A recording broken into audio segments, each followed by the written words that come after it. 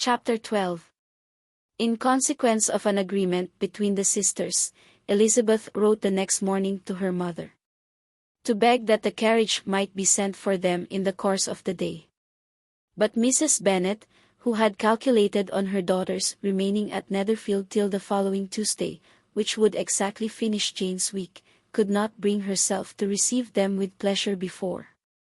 Her answer, therefore, was not propitious, at least not to Elizabeth's wishes, for she was impatient to get home. Mrs. Bennet sent them word that they could not possibly have the carriage before Tuesday. And in her postscript it was added that if Mr. Bingley and his sister pressed them to stay longer, she could spare them very well. Against staying longer, however, Elizabeth was positively resolved, nor did she much expect it would be asked. And fearful, on the contrary, as being considered as intruding themselves needlessly long, she urged Jane to borrow Mr. Bingley's carriage immediately, and at length it was settled that their original design of leaving Netherfield that morning should be mentioned, and the request made. The communication excited many professions of concern, and enough was said of wishing them to stay at least till the following day to work on Jane, and till the morrow their going was deferred. Miss Bingley was then sorry that she had proposed the delay, for her jealousy and dislike of one sister much exceeded her affection for the other. The master of the house heard with real sorrow that they were to go so soon, and repeatedly tried to persuade Miss Bennet that it would not be safe for her, that she was not enough recovered. But Jane was firm where she felt herself to be right. To Mr. Darcy it was welcome intelligence. Elizabeth had been at Netherfield long enough. She attracted him more than he liked, and Miss Bingley was uncivil to her, and more teasing than usual to himself. He wisely resolved to be particularly careful that no sign of admiration should now escape him, nothing that could elevate her with the hope of influencing his felicity. Sensible that if such an idea had been suggested, his behavior during the last day must have material weight in confirming or crushing it. Steady to his purpose, he scarcely spoke 10 words to her through the whole of Saturday. And though they were at one time left by themselves for half an hour, he adhered most conscientiously to his book, and would not even look at her. On Sunday, after morning service, the separation, so agreeable to almost all, took place.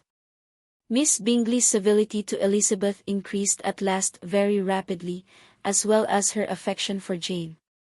And when they parted, after assuring the latter of the pleasure it would always give her to see her either at Longbourn or at Netherfield, and embracing her most tenderly, she even shook hands with the former. Elizabeth took leave of the whole party in the livelier spirits. They were not welcomed home very cordially by their mother. Mrs. Bennet wondered of their coming, and thought them very wrong to give so much trouble, and were sure Jane would have caught cold again. But their father, though very laconic in his expressions of pleasure, was really glad to see them. He had felt their importance in the family circle. The evening conversation, when they were all assembled, had lost much of its animation, and almost all its sense, by the absence of Jane and Elizabeth.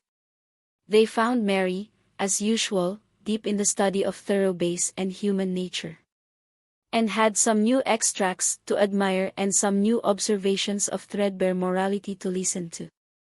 Catherine and Lydia had information for them of a different sort. Much had been done and much had been said in the regiment since the preceding Wednesday. Several of the officers had dined lately with their uncle. A private had been flogged, and it had actually been hinted that Colonel Forster was going to be married. Chapter 13. "I hope, my dear," said Mr. Bennet to his wife, as they were at breakfast the next morning, "that you have ordered a good dinner today, because I have reason to expect an addition to our family party." "Who do you mean, my dear?" "I know of nobody that is coming. I am sure, unless Charlotte Lucas should happen to call in, and I hope my dinners are good enough for her. I do not believe she often sees such at home. The person of whom I speak is a gentleman and a stranger." Mrs. Bennet's eyes sparkled. A gentleman and a stranger? It is Mr. Bingley, I'm sure. Why, Jane, you never dropped a word of this, you sly thing. Well, I'm sure I shall be extremely glad to see Mr. Bingley. But good Lord, how unlucky. There is not a bit of fish to be got today. Lydia, my love, ring the bell. I must speak to Hill this moment. It is not Mr. Bingley, said her husband. It is a person whom I never saw in the whole course of my life. This roused a general astonishment, and he had the pleasure of being eagerly questioned by his wife and 5 daughters at once. After amusing himself some time with their curiosity, he thus explained. About a month ago I received this letter, and about a fortnight ago I answered it, for I thought it a case of some delicacy and requiring early attention. It is from my cousin, Mr. Collins, who, when I am dead, may turn you all out of this house as soon as he pleases. Oh, my dear, cried his wife, I cannot bear to hear that mentioned. Pray do not talk of that odious man. I do think it's the hardest thing in the world that your estate should be entailed away from your own children. And I'm sure if I had been you, I should have tried long ago to do something or other about it.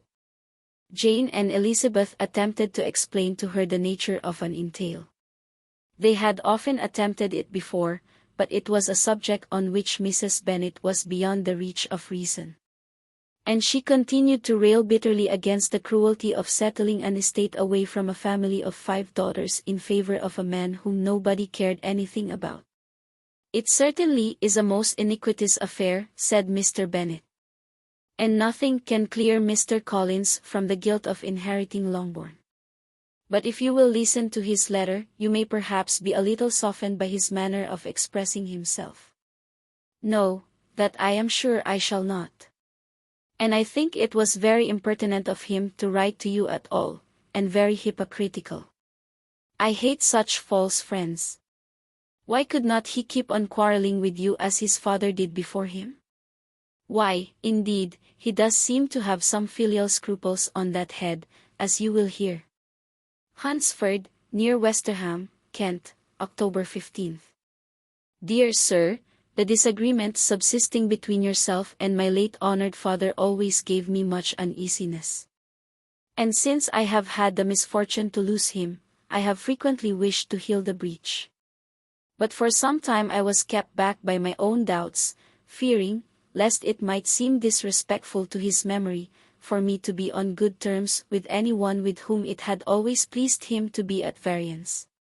There, Mrs. Bennet.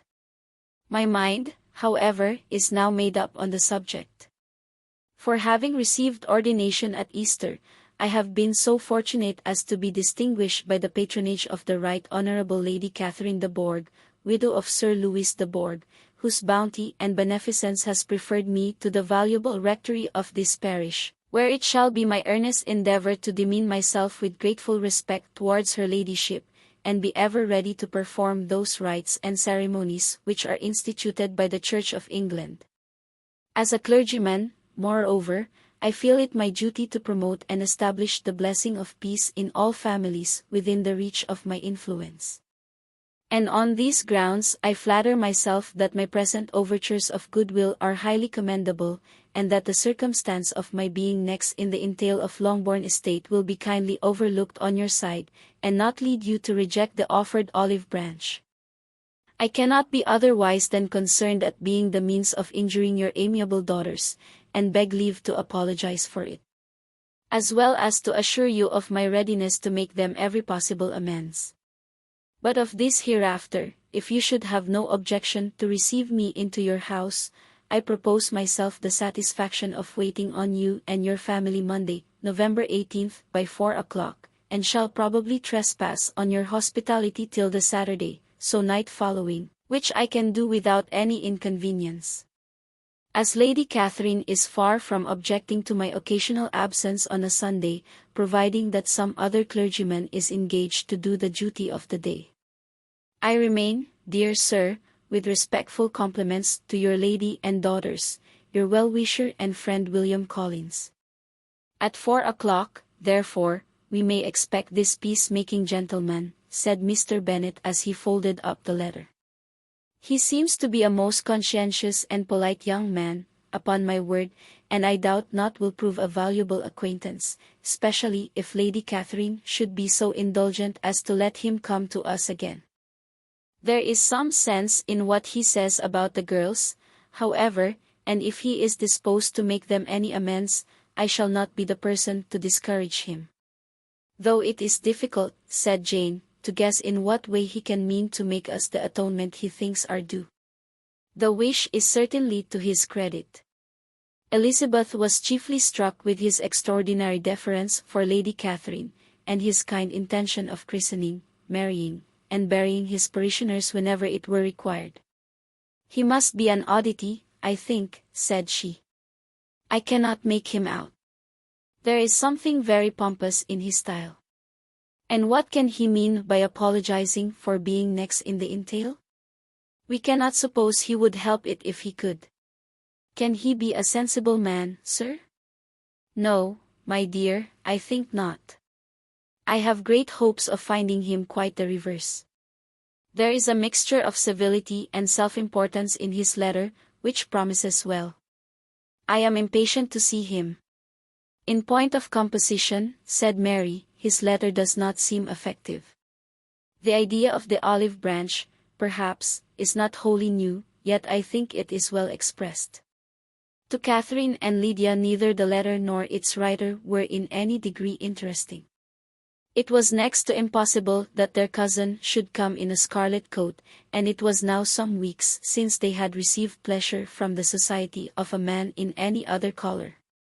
As for their mother, Mr. Collins's letter had done away with much of her ill will, and she was preparing to see him with a degree of composure which astonished her husband and daughters.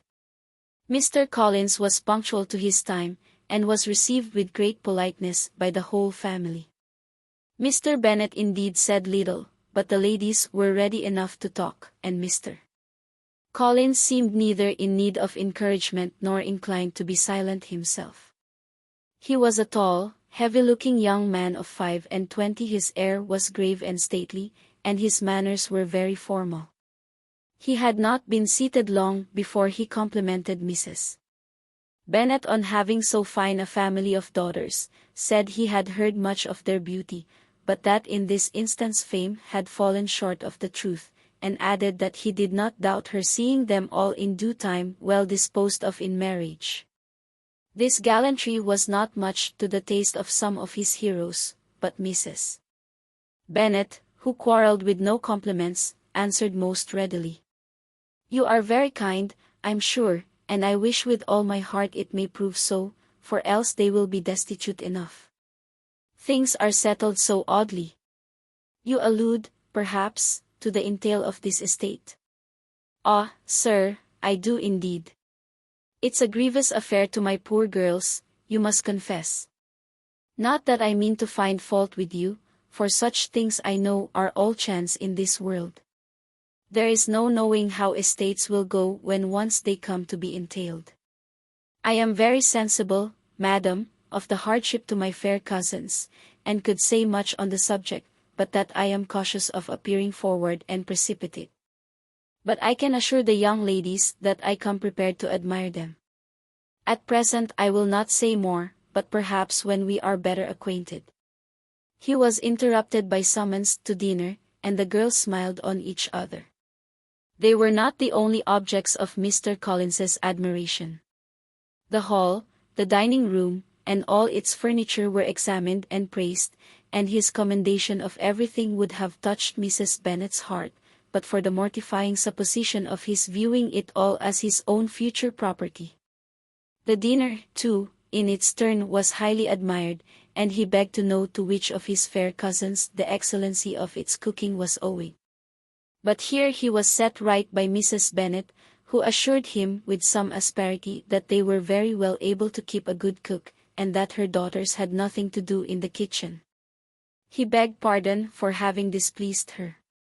In a softened tone she declared herself not at all offended, but he continued to apologize for about a quarter of an hour.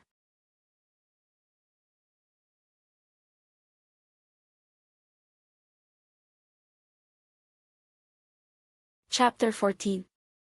During dinner Mr. Bennet scarcely spoke at all.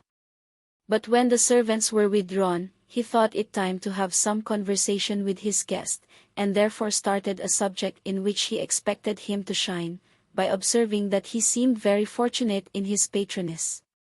Lady Catherine de Bourgh's attention to his wishes and consideration for his comfort appeared very remarkable. Mr. Bennet could not have chosen better. Mr. Collins was eloquent in her praise. The subject elevated him to more than usual solemnity of manner, and with the most important aspect he protested that he had never in his life witnessed such behavior in a person of rank, such affability and condescension, as he had himself experienced from Lady Catherine. She had been graciously pleased to approve of both of the discourses which he had already had the honor of preaching before her. She had also asked him twice to dine at Rosings, and had sent for him only the Saturday before, to make up her pool of quadrille in the evening. Lady Catherine was reckoned proud by many people he knew, but he had never seen anything but affability in her. She had always spoken to him, as she would to any other gentleman. She made not the smallest objection to his joining in the society of the neighborhood, nor to his leaving the parish occasionally for a week or two to visit his relations. She had even condescended to advise him to marry as soon as he could, provided he chose with discretion, and had once paid him a visit in his humble parsonage, where she had perfectly approved all the alterations he had been making, and had even vouchsafed to suggest some herself. Some shelves in the closet upstairs. "That is all very proper and civil, I am sure," said Mrs. Bennet, "and I dare say she is a very agreeable woman. It is a pity that great ladies in general are not more like her. Does she live near you, sir?" "The garden in which stands my humble abode is separated only by a lane from Rosings Park, her ladyship's residence." "I think you said she was a widow, sir. Has she any family?" "She has only one daughter, the heiress of Rosings, and a very extensive property." "Oh," said Mrs. Bennet, shaking her head, "then she is better off than many girls." "And what sort of young lady is she? Is she handsome?" "She is a most charming young lady indeed. Lady Catherine herself says that, in point of true beauty, Miss de Bourgh is far superior to the handsomest of her sex, because there is that in her features which marks the young lady of distinguished birth. She is unfortunately of a sickly constitution, which has prevented her from making that progress in many accomplishments which she could not otherwise have failed of, as I am informed by the lady who superintended her education, and who still resides with them. But she is perfectly amiable, and often condescends to drive by my humble abode in her little phaeton and ponies." "Has she been presented?" "I do not remember her name among the ladies at court. Her indifferent state of health unhappily prevents her being in town, and by that means, as I told Lady Catherine one day, has deprived the British court of its brightest ornaments." Her ladyship seemed pleased with the idea, and you may imagine that I am happy on every occasion to offer those little delicate compliments which are always acceptable to ladies. I have more than once observed to Lady Catherine that her charming daughter seemed born to be a duchess, and that the most elevated rank, instead of giving her consequence, would be adorned by her. These are the kind of little things which please her ladyship, and it is a sort of attention which I conceive myself peculiarly bound to pay." "You judge very properly," said Mr. Bennet, "and it is happy for you that you possess the talent of flattering with delicacy. May I ask whether these pleasing attentions proceed from the impulse of the moment, or are the result of previous study?" "They arrive chiefly from what is passing at the time, and though I sometimes amuse myself with suggesting and arranging such little elegant compliments as may be adapted to ordinary occasions, I always wish to give them as unstudied in air as possible." Mr. Bennet's expectations were fully answered. His cousin was as absurd as he had hoped, and he listened to him with the keenest enjoyment, maintaining at the same time the most resolute composure of countenance, and, except in an occasional glance at Elizabeth, requiring no partner in his pleasure. By tea time, however, the dose had been enough, and Mr. Bennet was glad to take his guest into the drawing-room again, and, when tea was over, glad to invite him to read aloud to the ladies. Mr. Collins readily assented, and a book was produced, but, on beholding it, for everything announced it to be from a circulating library, he started back, and begging pardon, protested that he never read novels. Kitty stared at him, and Lydia exclaimed. Other books were produced, and after some deliberation he chose Fordyce's Sermons. Lydia gaped as he opened the volume, and before he had, with very monotonous solemnity, read 3 pages, she had interrupted him with, "Do you know, Mamma, that my Uncle Philip talks of turning away Richard, and if he does, Colonel Forster will hire him? My aunt told me so herself on Saturday. I shall walk to Meryton tomorrow to hear more about it, and to ask when Mr. Denny comes back from town." Lydia was bid by her 2 eldest sisters to hold her tongue, but Mr. Collins, much offended, laid aside his book, and said, "I have often observed how little young ladies are interested by the books of a serious stamp, though written solely for their benefit. It amazes me, I confess, for certainly there can be nothing so advantageous to them as instruction.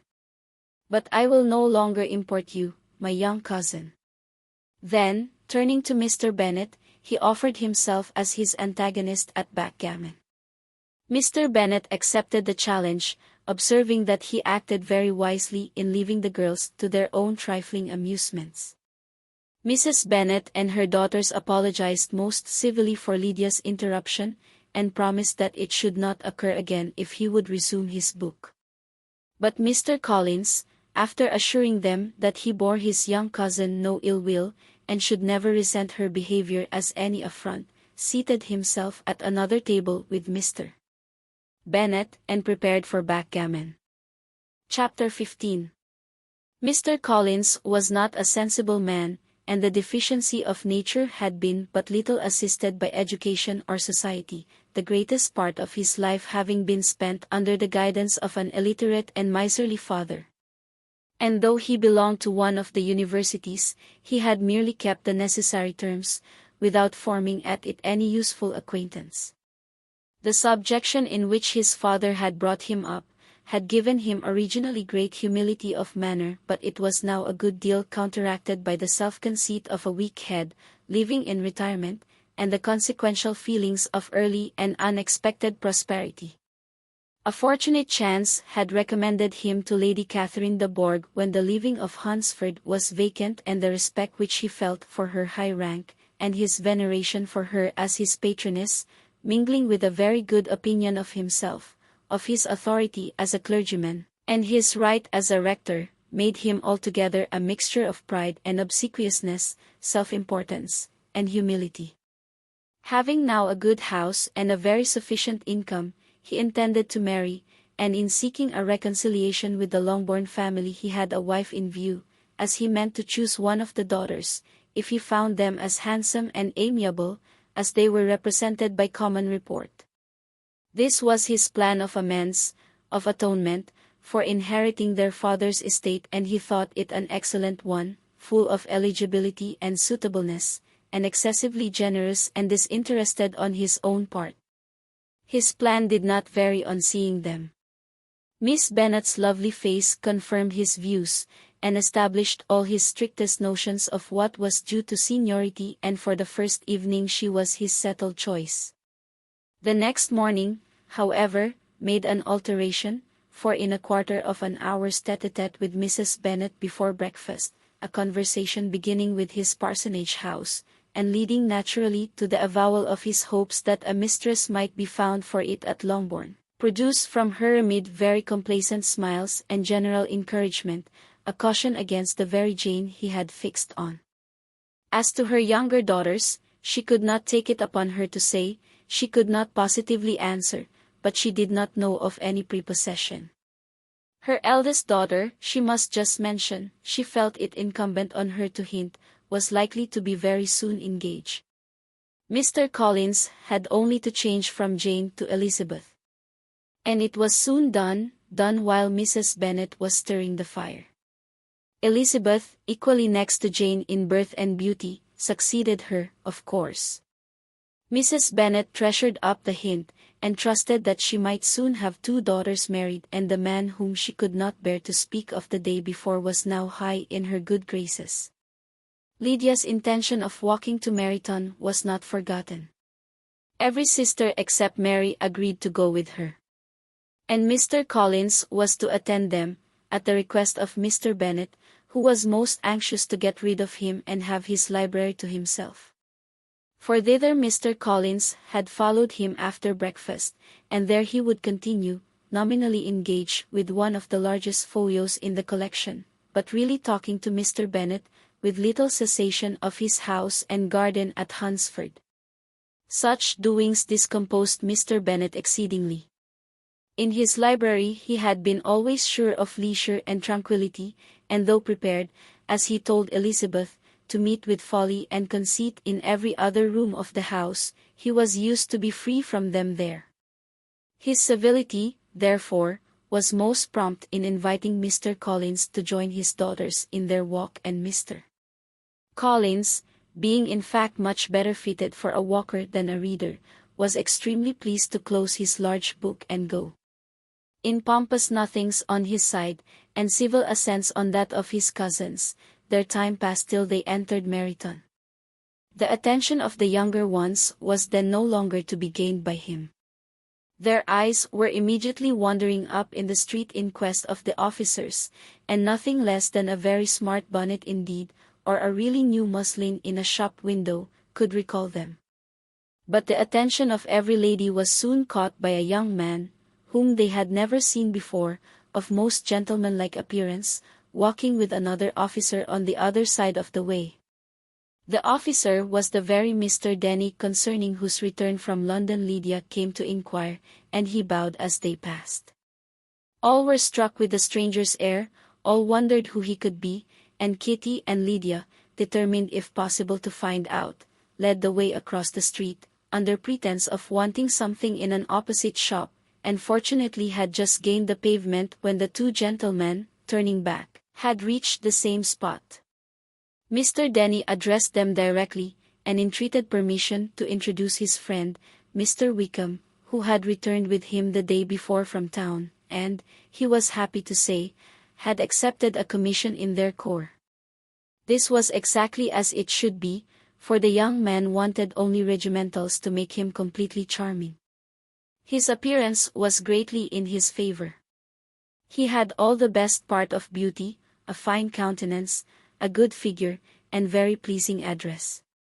The introduction was followed up on his side, by a happy readiness of conversation, a readiness, at the same time, perfectly correct and unassuming, and the whole party was still standing and talking together, very agreeably, when the sound of horses drew their notice, and Darcy and Bingley were seen riding down the street. On distinguishing the ladies of the group, the 2 gentlemen came directly towards them, and began the usual civilities. Bingley was the principal spokesman, and Miss Bennet the principal object.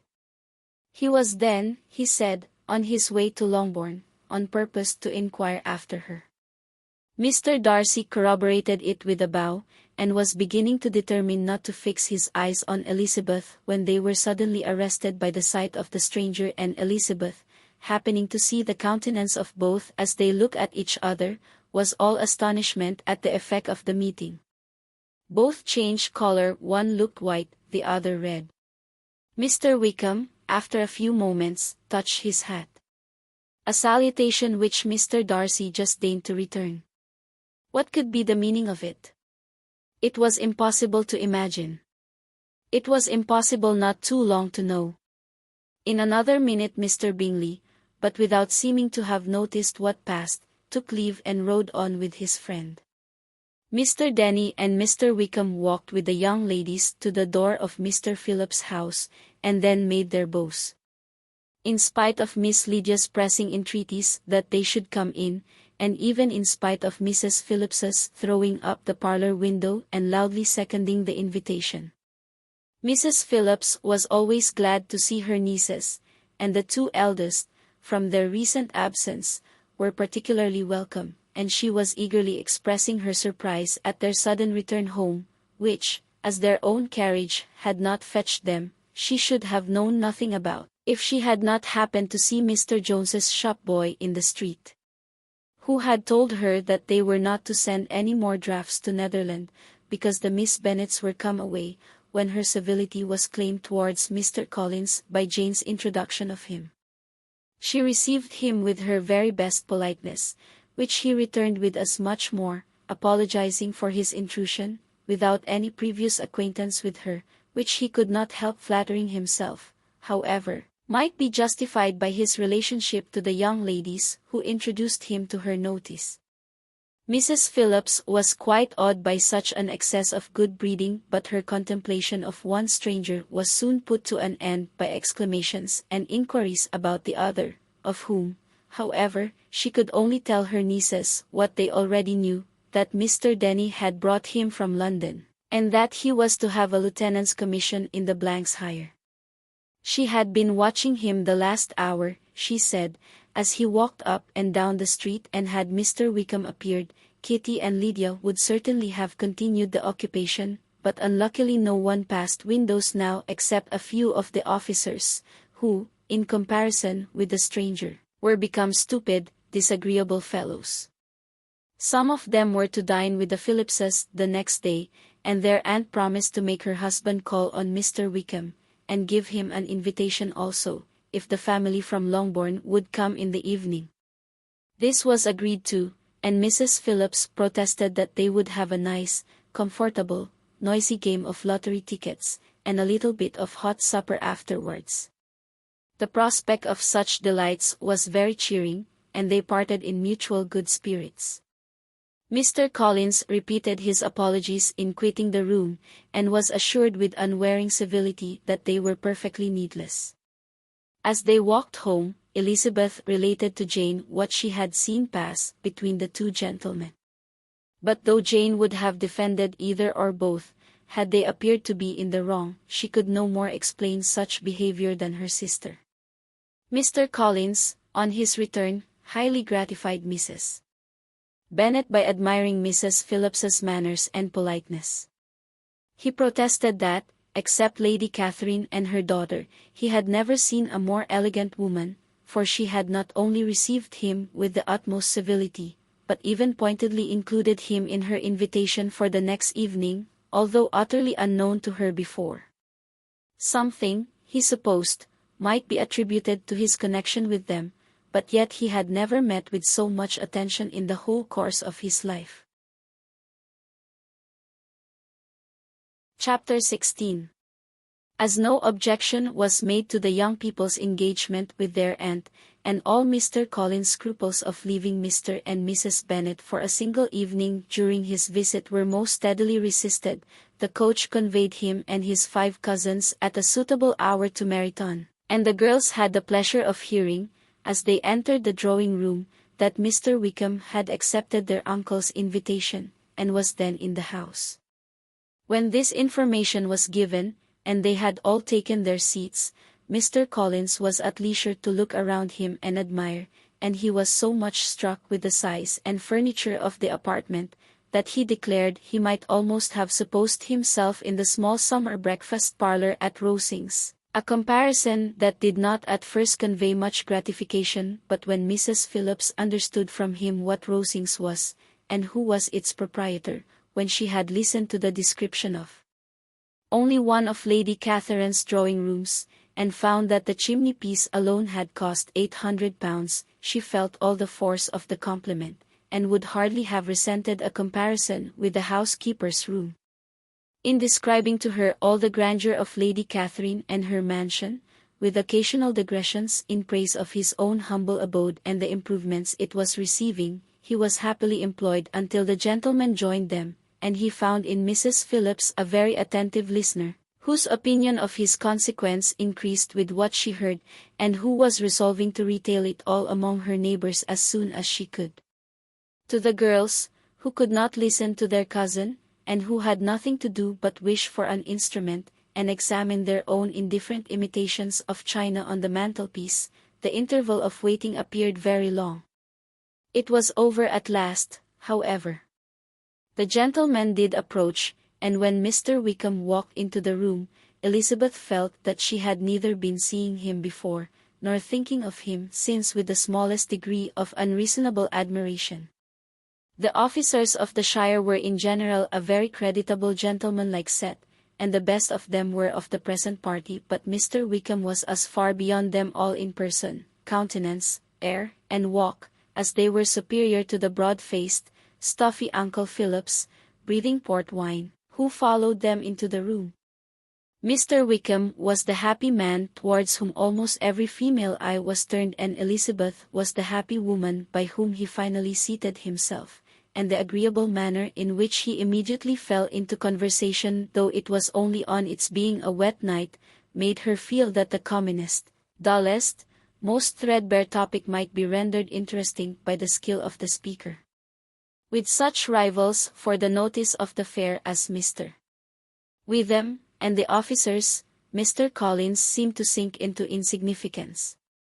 To the young ladies he certainly was nothing, but he had still at intervals a kind listener and Mrs. Phillips, and was, by her watchfulness, most abundantly supplied with coffee and muffin. When the card tables were placed, he had the opportunity of obliging her in turn, by sitting down to whist. "I know little of the game at present," said he, "but I shall be glad to improve myself, for in my situation in life." Mrs. Phillips was very glad for his compliance, but could not wait for his reason. Mr. Wickham did not play at whist, and with ready delight was he received at the other table between Elizabeth and Lydia. At first there seemed danger of Lydia's engrossing him entirely, for she was a most determined talker. But being likewise extremely fond of lottery tickets, she soon grew too much interested in the game, too eager in making bets, and exclaiming after prizes, to have attention for any one in particular. Allowing for the common demands of the game, Mr. Wickham was therefore at leisure to talk to Elizabeth, and she was very willing to hear him, though what she chiefly wished to hear she could not hope to be told, the history of his acquaintance with Mr. Darcy. She dared not even mention that gentleman. Her curiosity, however, was unexpectedly relieved. Mr. Wickham began the subject himself. He inquired how far Netherfield was from Meryton, and, after receiving her answer, asked, in a hesitating manner, how long Mr. Darcy had been staying there. "About a month," said Elizabeth, and then, unwilling to let the subject drop, added, "He is a man of very large property in Derbyshire, I understand." "Yes," replied Mr. Wickham, "his estate there is a noble one. A clear 10,000 per annum. You could not have met with a person more capable of giving you certain information on that head than myself, for I have been connected with his family in a particular manner from my infancy." Elizabeth could not but look surprised. "You may well be surprised, Miss Bennet, at such an assertion, after seeing, as you probably might, the very cold manner of our meeting yesterday. Are you much acquainted with Mr. Darcy?" "As much as I ever wished to be," cried Elizabeth very warmly. "I have spent 4 days in the same house with him, and I think him very disagreeable." "I have no right to give my opinion," said Wickham, "as to his being agreeable or otherwise. I am not qualified to form one. I have known him too long and too well to be a fair judge. It is impossible for me to be impartial. But I believe your opinion of him would in general astonish, and perhaps you would not express it quite so strongly anywhere else. Here you are in your own family. Upon my word I say no more here than I might say in any house in the neighborhood, except Netherfield. He is not at all like in Hertfordshire. Everybody is disgusted with his pride. You will not find him more favorably spoken of by anyone." "I cannot pretend to be sorry," said Wickham, after short interruption, "that he, or that any man, should not be estimated beyond their deserts, but with him I believe it does not often happen. The world is blinded by his fortune and consequence, or frightened by his high and imposing manners, and sees him only as he chooses to be seen. I should take him even on my slight acquaintance to be an ill-tempered man. Wickham only shook his head.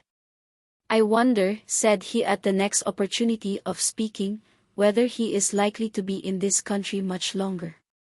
I do not at all know, but I heard nothing of his going away when I was at Netherfield. I hope your plans in favor of the Shire will not be affected by his being in the neighborhood. Oh, no, it is not for me to be driven away by Mr. Darcy. If he wishes to avoid seeing me, he must go. We are not on friendly terms, and it always gives me pain to meet him, but I have no reason for avoiding him but what I might proclaim before all the world, a sense of very great ill-usage and most painful regrets at his being what he is. His father, Miss Bennet, the late Mr. Darcy, was one of the best men that ever breathed, and the truest friend I ever had. And I can never be in company with this Mr. Darcy without being grieved to the soul by 1,000 tender recollections. His behavior to myself has been scandalous, but I verily believe I could forgive him anything and everything, rather than his disappointing the hopes and disgracing the memory of his father. Elizabeth found the interest of the subject increase, and listened with all her heart, but the delicacy of it prevented further inquiry. Mr. Wickham began to speak on more general topics, Meryton, the neighborhood, the society, appearing highly pleased with all that he had yet seen, and speaking of the latter with gentle but very intelligible gallantry. It was the prospect of constant society, and good society, he added, which was my chief inducement to enter the Shire. I knew it to be a most respectable, agreeable corps, and my friend Denny tempted me further by his account of their present quarters, and the very great attentions and excellent acquaintances Meryton have procured them. Society, I own, is necessary to me. I have been a disappointed man, and my spirits will not bear solitude. I must have employment and society. A military life is not what I was intended for, but circumstances have now made it eligible. The church ought to have been my profession. I was brought up for the church, and I should at this time have been in possession of a most valuable living, had it pleased the gentleman we were speaking of just now. Indeed. Yes, the late Mr. Darcy bequeathed me the next presentation of the best living in his gift. He was my godfather, and excessively attached to me. I cannot do justice to his kindness. He meant to provide for me amply, and thought he had done it, but when the living fell, it was given elsewhere. Good heavens! Cried Elizabeth, but how could that be? How could his will be disregarded? Why did you not seek legal redress? There was just such an informality in the terms of the bequest, as to give me no hope from law. A man of honor could not have doubted the intention, but Mr. Darcy chose to doubt it, or to treat it as a merely conditional recommendation, and to assert that I had forfeited all claim to it by extravagance, imprudence, in short, anything or nothing. Certain it is, that the living became vacant 2 years ago, exactly as I was of an age to hold it, and that it was given to another man. And no less certain is it that I cannot accuse myself of having really done anything to deserve to lose it. I have a warm, unguarded temper, and I may have spoken my opinion of him and to him too freely. I can recall nothing worse, but the fact is that we are very different sort of men, and that he hates me. This is quite shocking. He deserves to be publicly disgraced. Some time or other he will be. But it shall not be by me. Till I can forget his father, I can never defy or expose him. Elizabeth honored him for such feelings, and thought him handsomer than ever as he expressed them. But what, she said after a pause, could have been his motive? What could have induced him to behave so cruelly? A thorough, determined dislike of me, a dislike which I cannot but attribute, in some measure, to jealousy. Had the late Mr. Darcy liked me less, his son might have borne with me better. But his father's uncommon attachment to me irritated him, I believe, very early in life. He had not a temper to bear the sort of competition in which we stood, the sort of preference which was often given me. I had not thought Mr. Darcy so bad as this, though I have never liked him. I had not thought so very ill of him. I had supposed him to be despising his fellow creatures in general, but did not suspect him of descending to such malicious revenge, such injustice, such inhumanity, as this. After a few minutes' reflection, however, she continued, I do remember his boasting, one day, at Netherfield, of the implacability of his resentments, of his having an unforgiving temper. His disposition must be dreadful. I will not trust myself on this subject, replied Wickham. I can hardly be just to him. Elizabeth was again deep in thought, and after a time exclaimed, to treat in such a manner the godson, the friend, the favourite of his father. She could have added, a young man too, like you, whose very countenance may vouch for your being amiable. But she contented herself with, and one, too, who had probably been his companion from childhood, connected together, as I think you said, in the closest manner. We were born in the same parish, within the same park, the greatest part of our youth was passed together. Inmates of the same house, sharing the same amusements, objects of the same parental care. My father began life in the profession which your uncle, Mr. Phillips, appears to do so much credit to. But he gave up everything to be of use to the late Mr. Darcy, and devoted all his time to the care of the Pemberley property. He was most highly esteemed by Mr. Darcy, a most intimate, confidential friend. Mr. Darcy often acknowledged himself to be under the greatest obligations to my father's active superintendence, and when, immediately before my father's death, Mr. Darcy gave him a voluntary promise of providing for me, I am convinced that he felt it to be as much a debt of gratitude to him as of his affection to myself. How strange! Cried Elizabeth. How abominable! I wonder that the very pride of this Mr. Darcy has not made him just to you, if from no better motive, that he should not have been too proud to be dishonest. For dishonesty I must call it. It is wonderful, replied Wickham. For almost all his actions may be traced to pride, and pride had often been his best friend. It has connected him nearer with virtue than with any other feeling, but we are none of us consistent. And in his behavior to me there were stronger impulses even than pride. Can such abominable pride as his have ever done him good? Yes, it has often led him to be liberal and generous, to give his money freely, to display hospitality, to assist his tenants, and to relieve the poor. Family pride and filial pride, for he is very proud of what his father was, have done this. Not to appear to disgrace the family, to degenerate from the popular qualities, or lose the influence of the Pemberley house, is a powerful motive. He has also brotherly pride, which, with some brotherly affection, makes him a very kind and careful guardian of his sister, and you will hear him generally cried up as the most attentive and best of brothers. What sort of girl is Miss Darcy? He shook his head. I wish I could call her amiable. It gives me pain to speak ill of a Darcy, but she is too much like her brother, very, very proud. As a child she was affectionate and pleasing, and extremely fond of me, and I have devoted hours and hours to her amusement, but she is nothing to me now. She was a handsome girl, about 15 or 16, and, I understand, highly accomplished. Since her father's death her home has been London, where a lady lives with her, and superintends her education. After many pauses and many trials of other subjects, Elizabeth could not help reverting once more to the first, and saying, I am astonished at his intimacy with Mr. Bingley. How can Mr. Bingley, who seems good humour itself, and is, I really believe, truly amiable, be in friendship with such a man? How can they suit each other? Do you know, Mr. Bingley? Not at all. He is a sweet-tempered, amiable, charming man. He cannot know what Mr. Darcy is. Probably not. But Mr. Darcy can please where he chooses. He does not want abilities.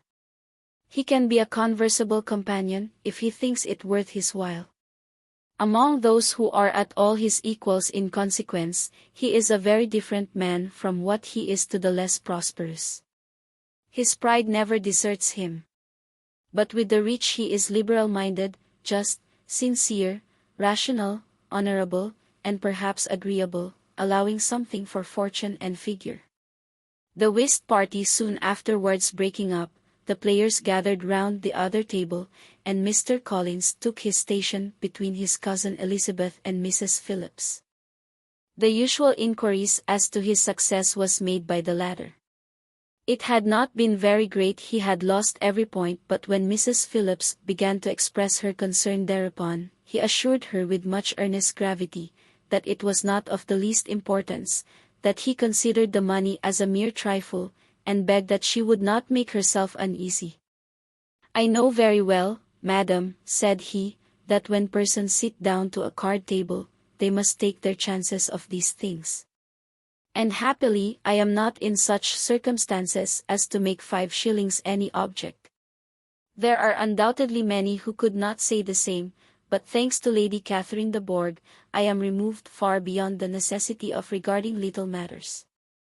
Mr. Wickham's attention was caught, and after observing Mr. Collins for a few moments, he asked Elizabeth, in a low voice, whether her relation was very intimately acquainted with the family of de Bourgh. "Lady Catherine de Bourgh," she replied, "has very lately given him a living." I hardly know how Mr. Collins was first introduced to her notice, but he certainly has not known her long. "You know, of course, that Lady Catherine de Bourgh and Lady Anne Darcy were sisters, consequently that she is aunt to the present Mr. Darcy."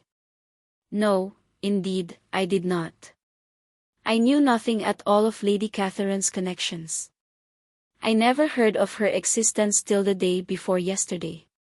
Her daughter, Miss de Bourgh, will have a very large fortune, and it is believed that she and her cousin will unite the 2 estates." This information made Elizabeth smile, as she thought of poor Miss Bingley.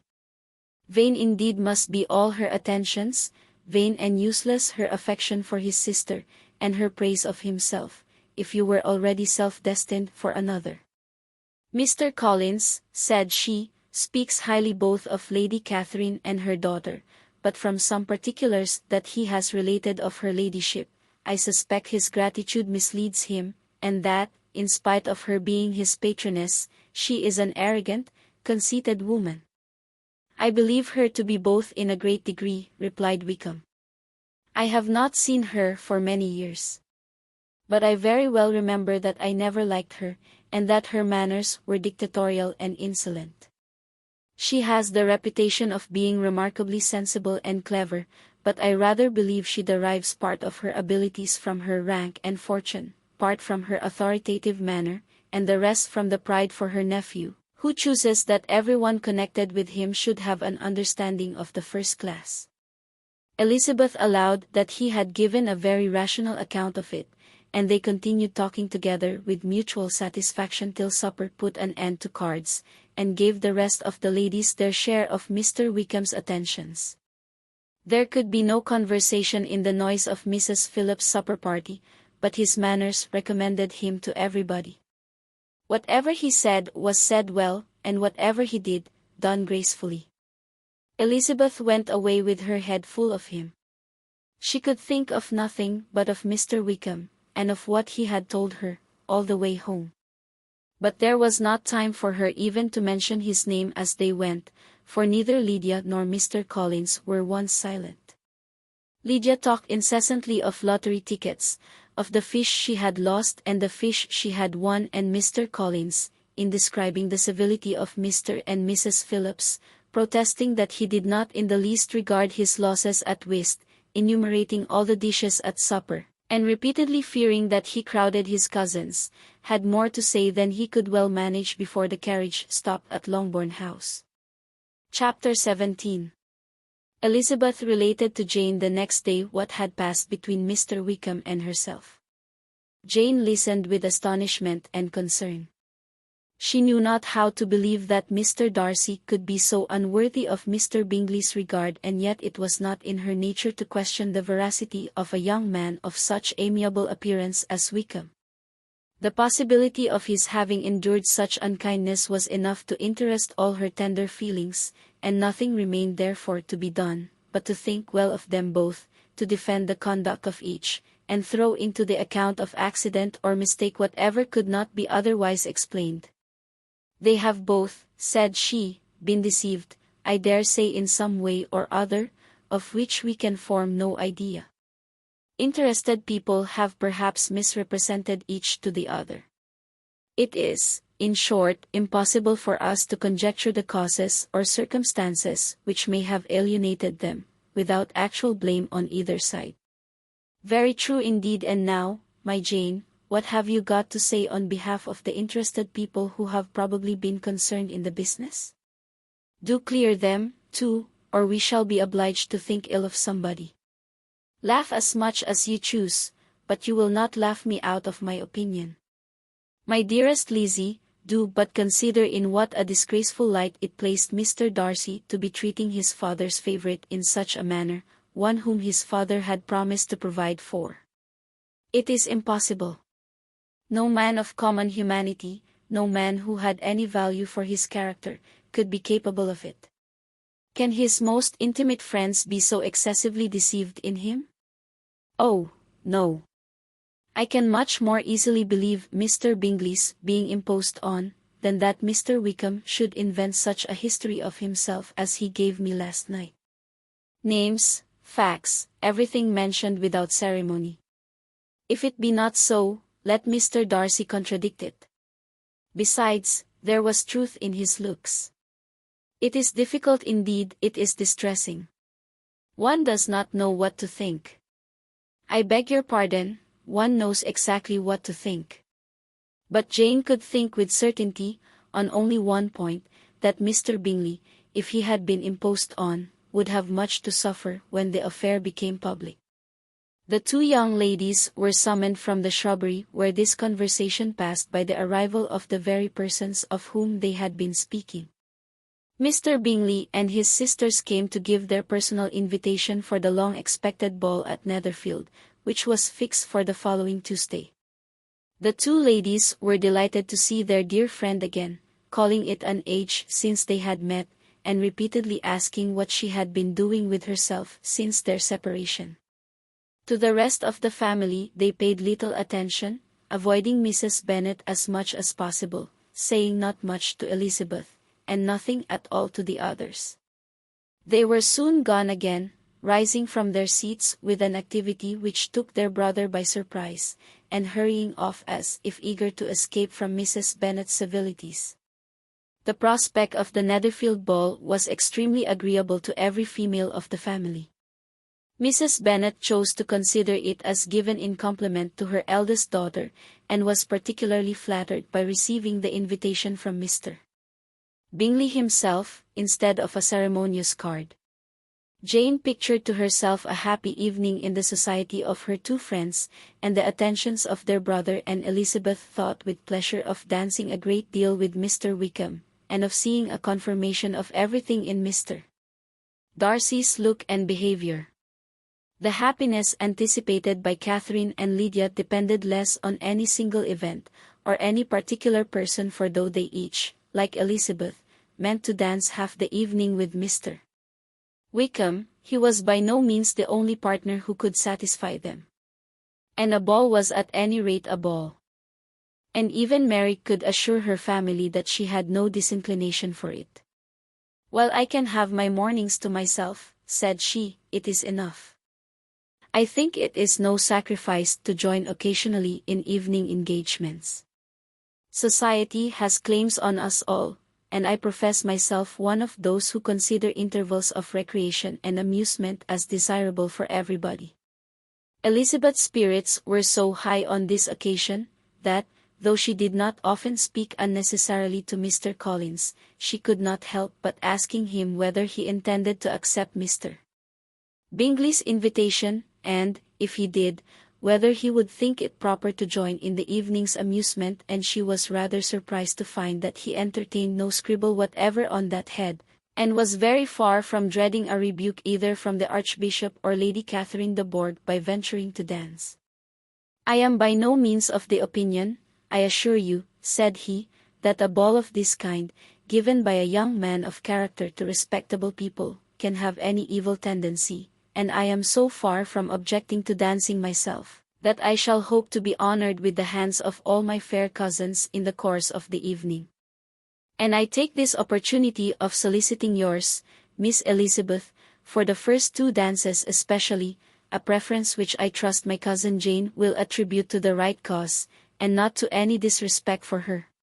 Elizabeth felt herself completely taken in.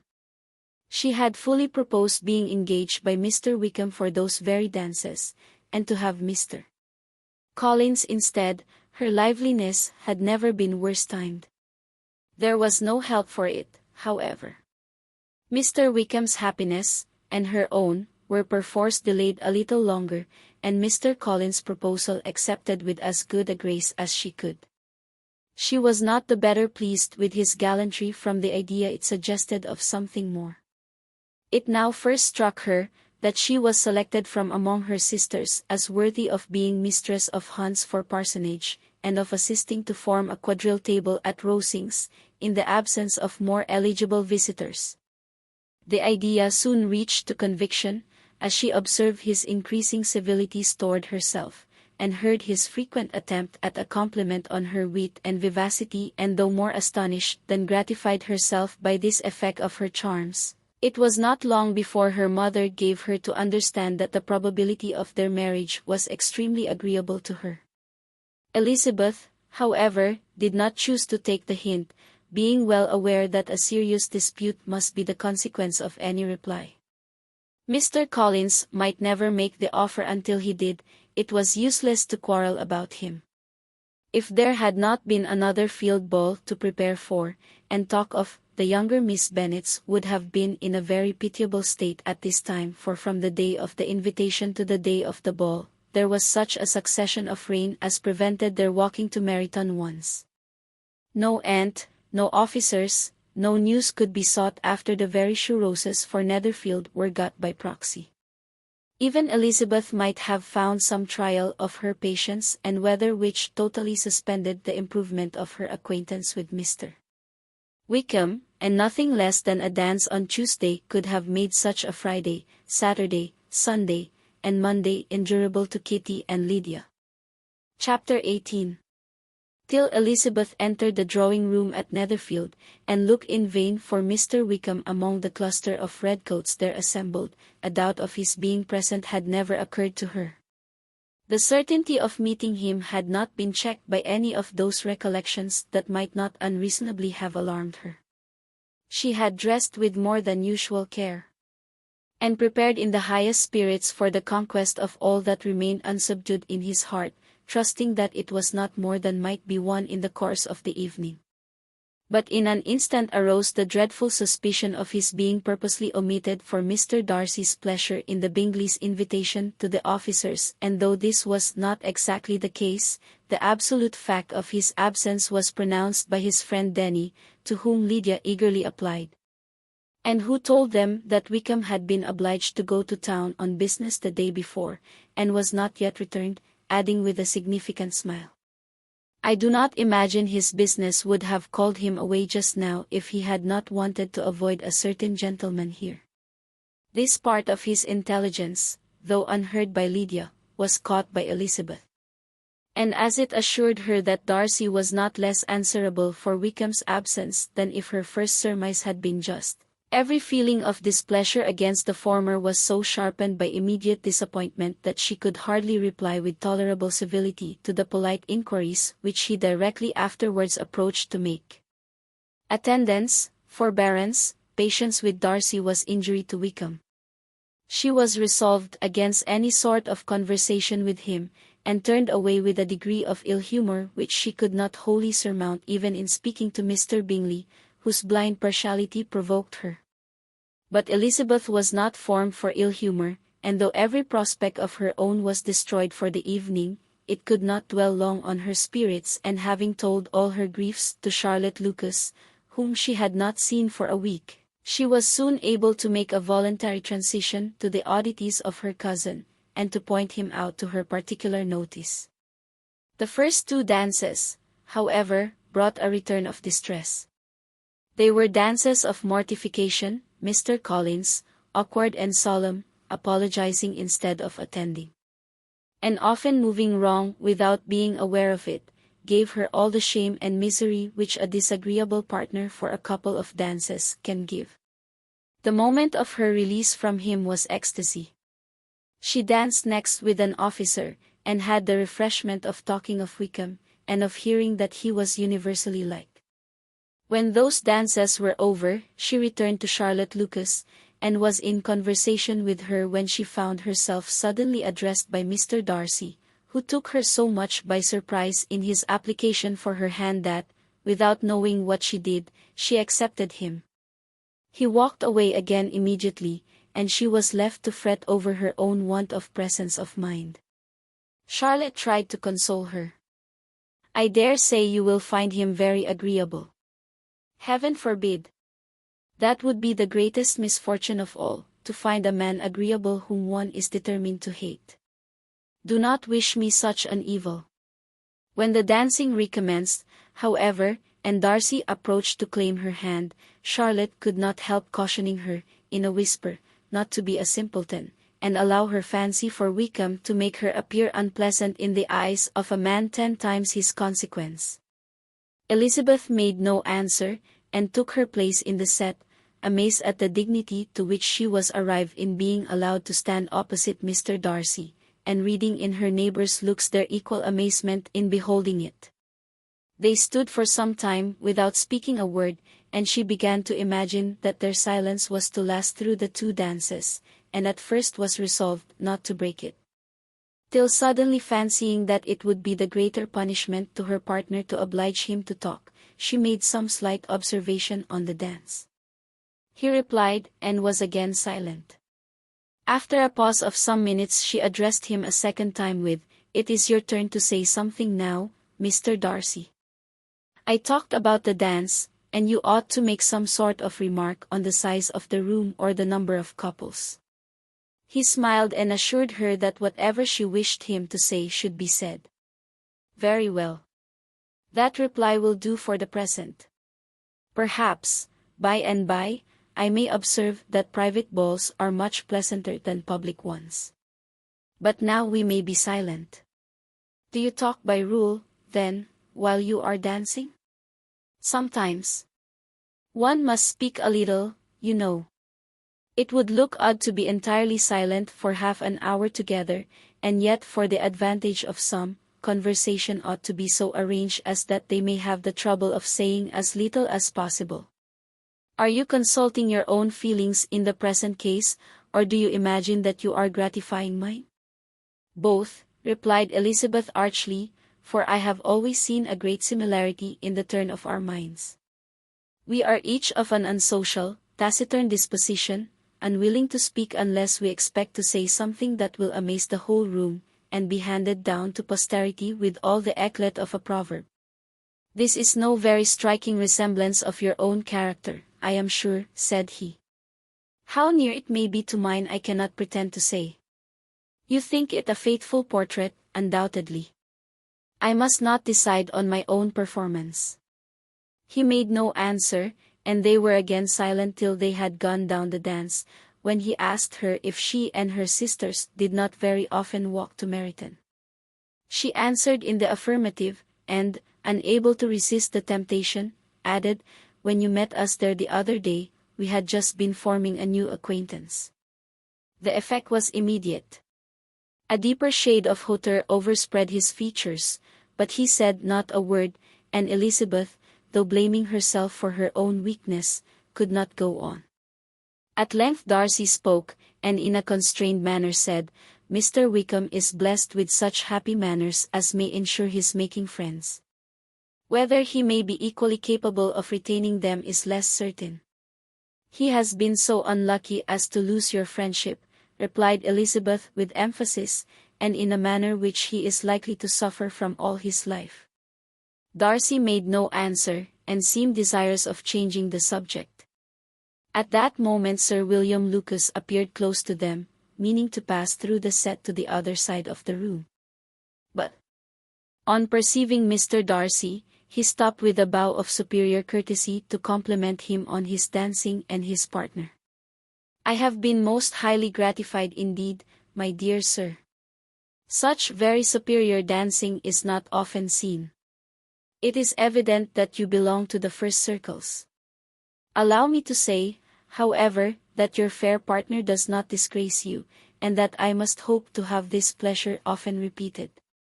Especially when a certain desirable event, my dear Eliza," glancing at her sister and Bingley, "shall take place. What congratulations will then flow in? I appeal to Mr. Darcy. But let me not interrupt you, sir. You will not thank me for detaining you from the bewitching converse of that young lady whose bright eyes are also upbraiding me." The latter part of this address was scarcely heard by Darcy. But Sir William's allusion to his friend seemed to strike him forcibly, and his eyes were directed with a very serious expression towards Bingley and Jane, who were dancing together. Recovering himself, however, shortly, he turned to his partner and said, "Sir William's interruption has made me forget what we were talking of. I do not think we were speaking at all." Sir William could not have interrupted two people in the room who had less to say for themselves. "We have tried 2 or 3 subjects already without success, and what we are to talk of next I cannot imagine. What think you of books?"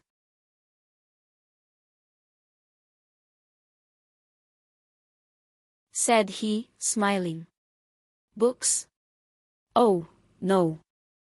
I am sure we never read the same, or not with the same feelings. I am sorry you think so, but if that be the case, there can at least be no want of subject. We may compare our different opinions.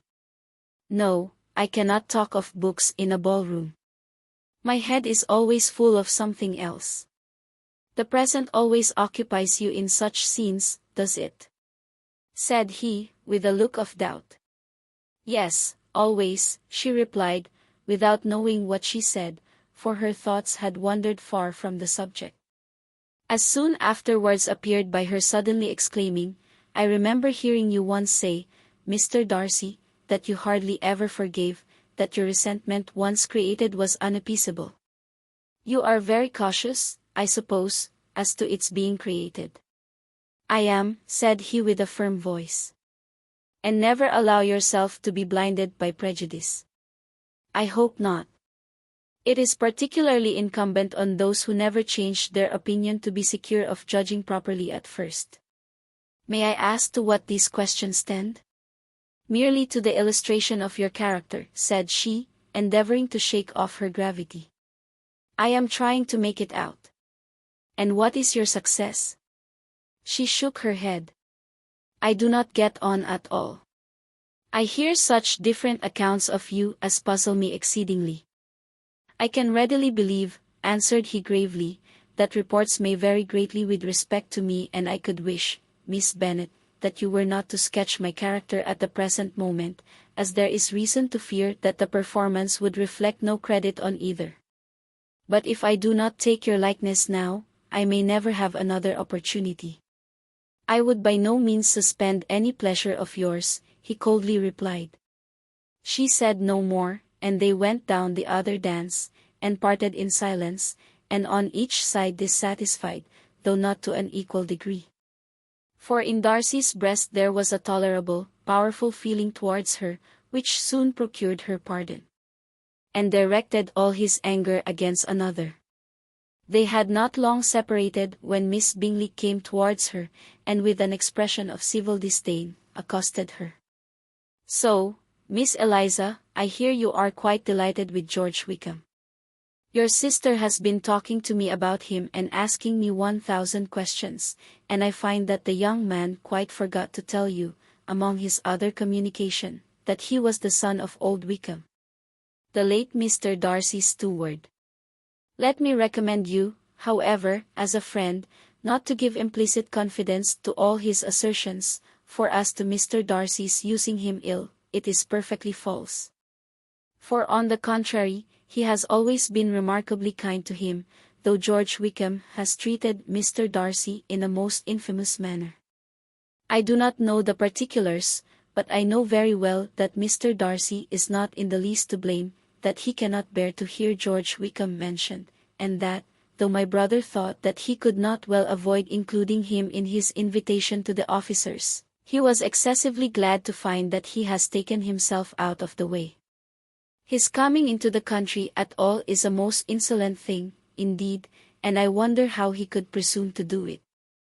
I pity you, Miss Eliza, for this discovery of your favourite's guilt, but, really, considering his descent, one could not expect much better.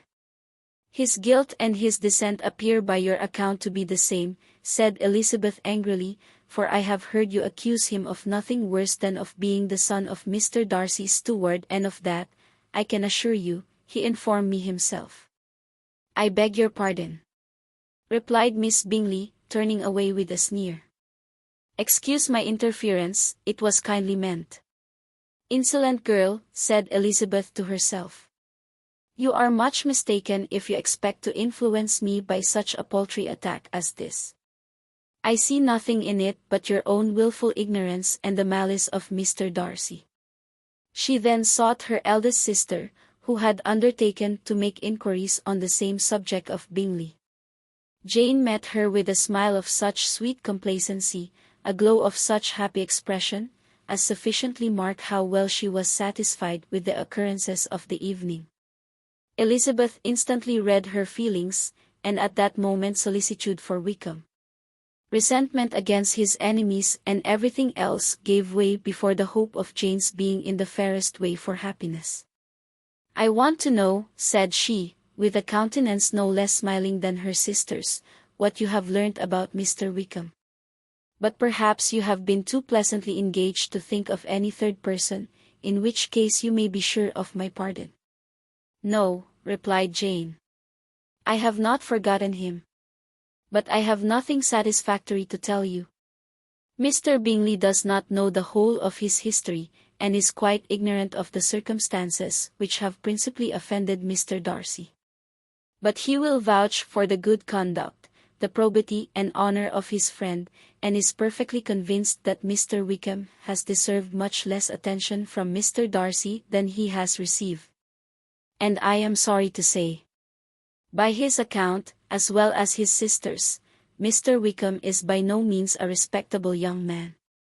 I am afraid he has been very imprudent, and has deserved to lose Mr. Darcy's regard. Mr. Bingley does not know Mr. Wickham himself. No. He never saw him till the other morning at Meryton. This account, then, is what he has received from Mr. Darcy. I am satisfied. But what does he say of the living? He does not exactly recollect the circumstances, though he has heard them from Mr. Darcy more than once, but he believes that it was left to him conditionally only. I have not a doubt of Mr. Bingley's sincerity, said Elizabeth warmly. But you must excuse my not being convinced by assurances only.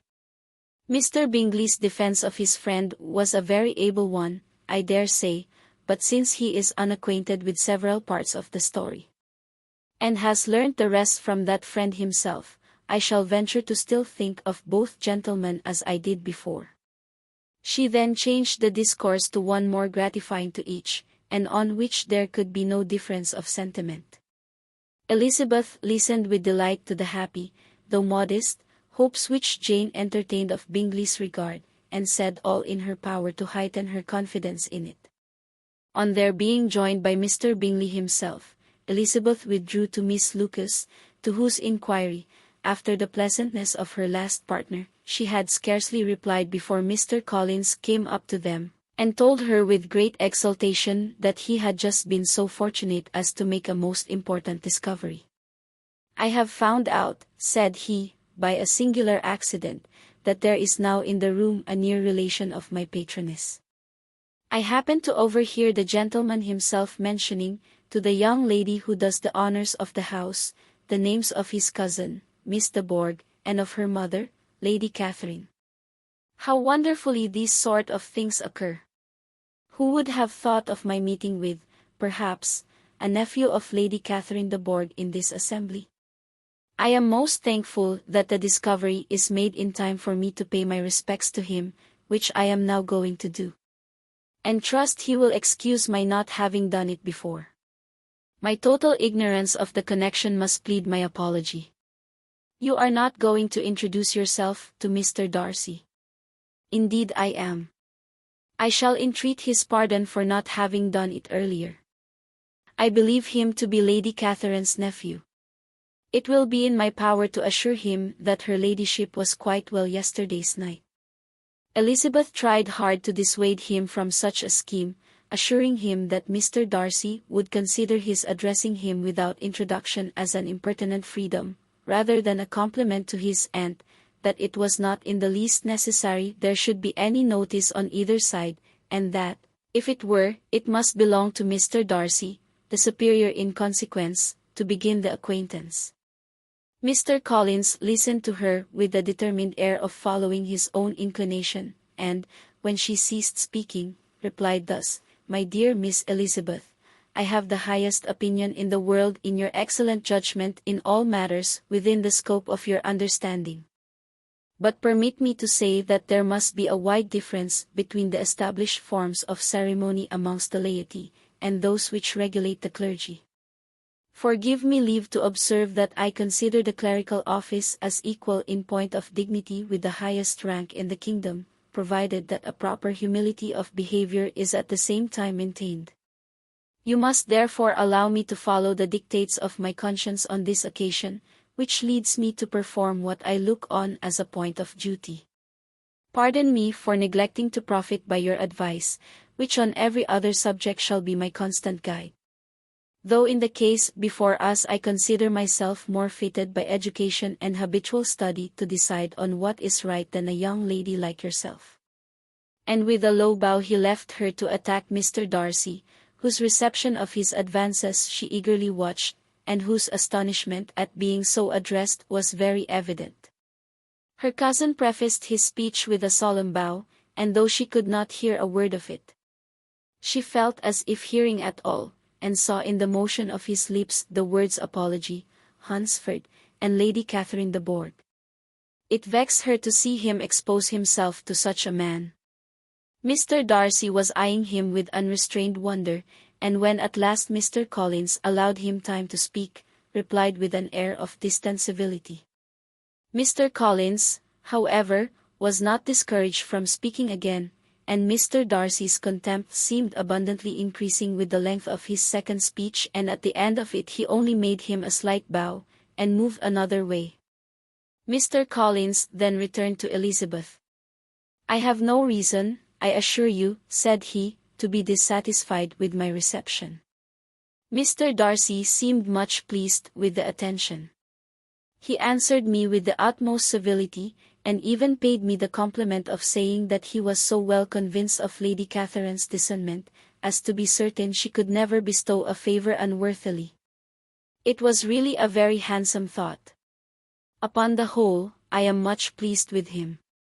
As Elizabeth had no longer any interest of her own to pursue, she turned her attention almost entirely on her sister and Mr. Bingley.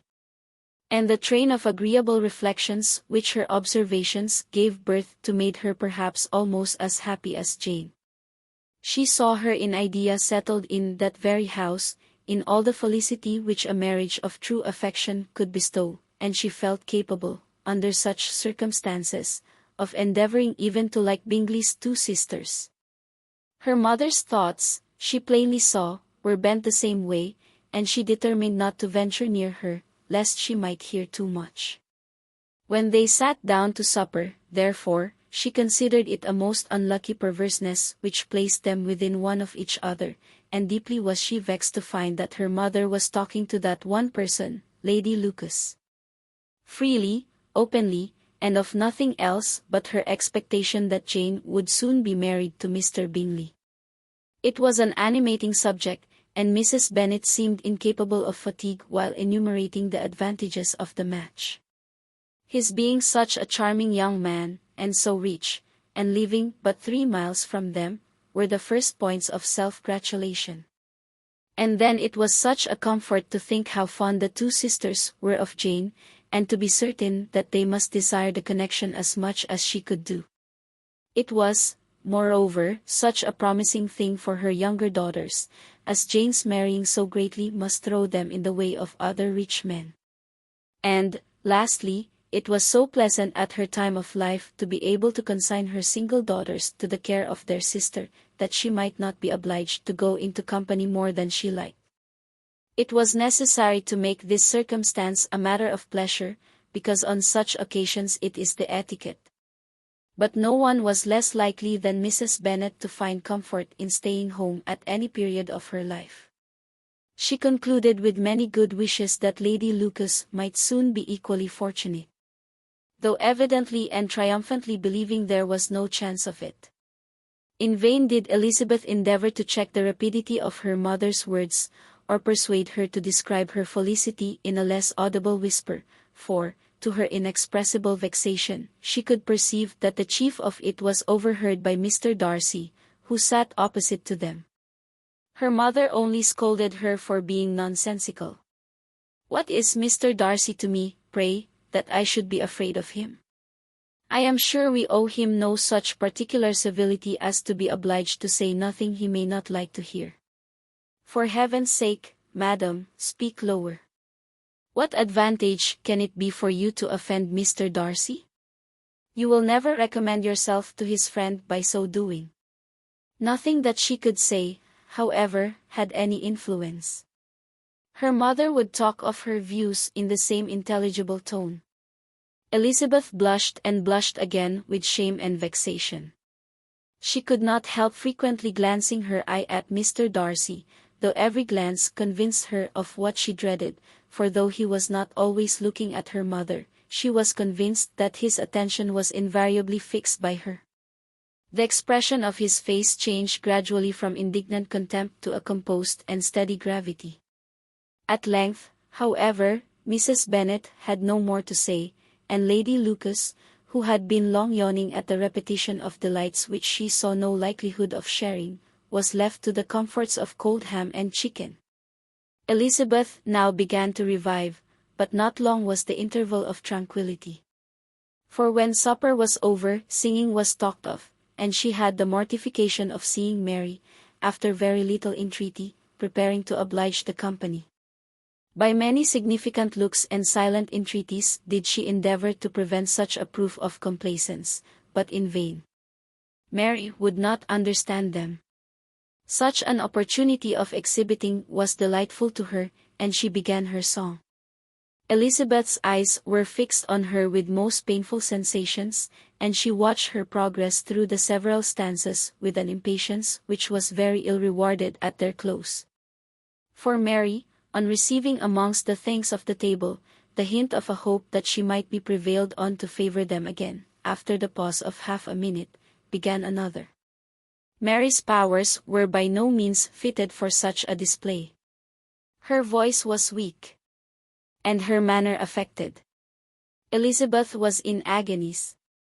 She looked at Jane to see how she bore it, but Jane was very composedly talking to Bingley. She looked at his two sisters and saw them making signs of derision at each other, and at Darcy, who continued, however, imperturbably grave. She looked at her father to entreat his interference, lest Mary should be singing all night. He took the hint. And when Mary had finished her second song, said aloud, "That will do extremely well, child. You have delighted us long enough. Let the other young ladies have time to exhibit." Mary, though pretending not to hear, was somewhat disconcerted, and Elizabeth, sorry for her and sorry for her father's speech, was afraid her anxiety had done no good. Others of the party were now applied to.